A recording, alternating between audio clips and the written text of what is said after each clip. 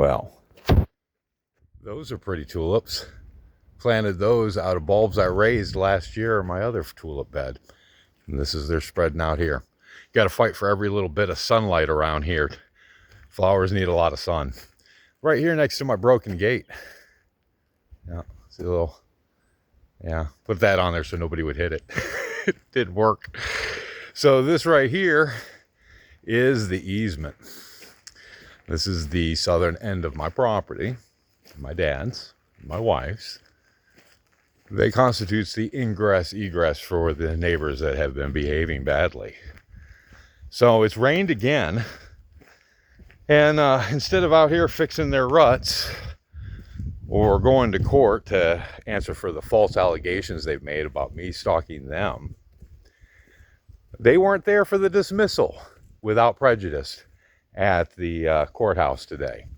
So instead, they've got this nice little ruddy mess over here, and they don't get this ruddy mess that they made over here.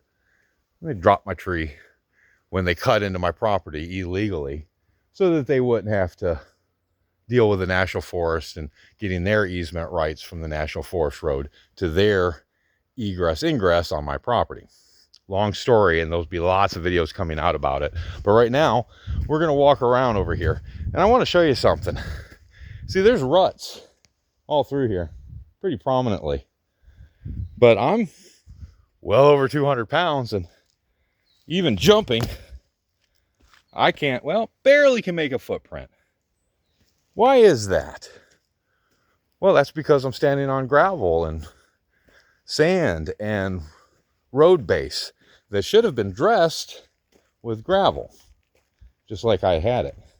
But instead of being dressed with gravel, they've ran it all into the edges and scooped it off in order to make an attempt of an impassable easement. Even though making it passable is completely and utterly their responsibility as per the agreement we had when they moved in, and the agreement we had with the guys that they bought it from, and the agreement we had with the guys that they bought it from, and yeah.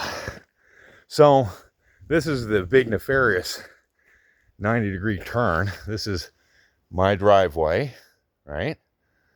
Way about 100 feet away from the property line. So this is my road, and this is the road that we both have to access.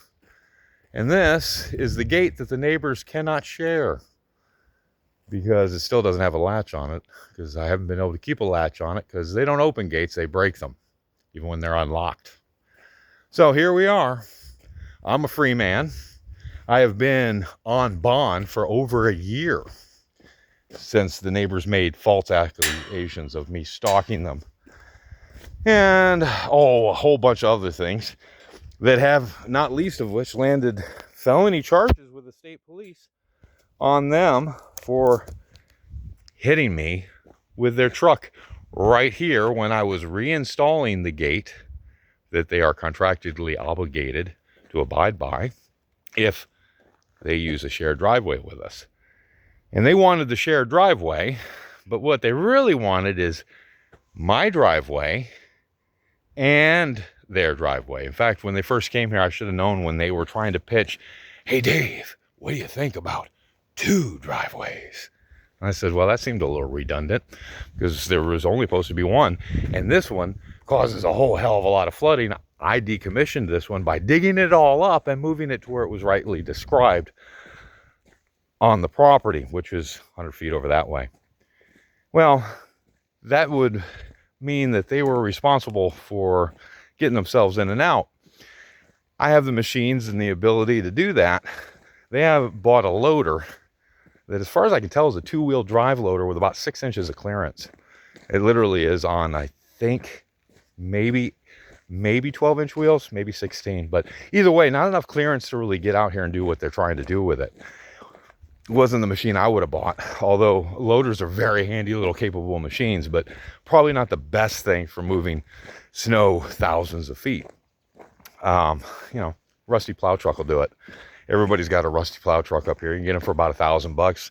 A couple $1,000, they'll have a plow on it, and you don't drive it around town. You just use it to push your snow, or a million other things they could do. But instead of doing any of that, what they thought they would do is they would have a good enough easement on their side, which means it didn't have anything more than a couple hundred feet from their house as far as improvements made to it. And they would use my driveway anytime they wanted. They didn't get the idea that I was decommissioning my driveway because it was the source of so much flooding and damage, and probably the reason why the house was for sale to begin with. No, they want to have both driveways. And in arguing about that, and not listening, and not getting a lawyer, and not having anything that my lawyer could deal with, they played the, we're old retirees from Detroit and he's being mean to us. He's threatened to kill us. He's threatened this, that, and the other thing, which is all a bunch of silliness. I'm a property developer. I understand these things are worked out in civil cases, generally in mediation or arbitration, way before court. Suing people going to court is the last thing I want to do. And ending up with criminal charges is the very last thing anybody wants to do, especially ridiculous, unprovable ones. And when you see the video evidence that they presented to the prosecutor in order to get me for harassment and stalking charges, well, we're all going to have a lot of entertainment coming up. Keep up for updates because I'm going to be making lots of them. Love y'all. Thank you so much.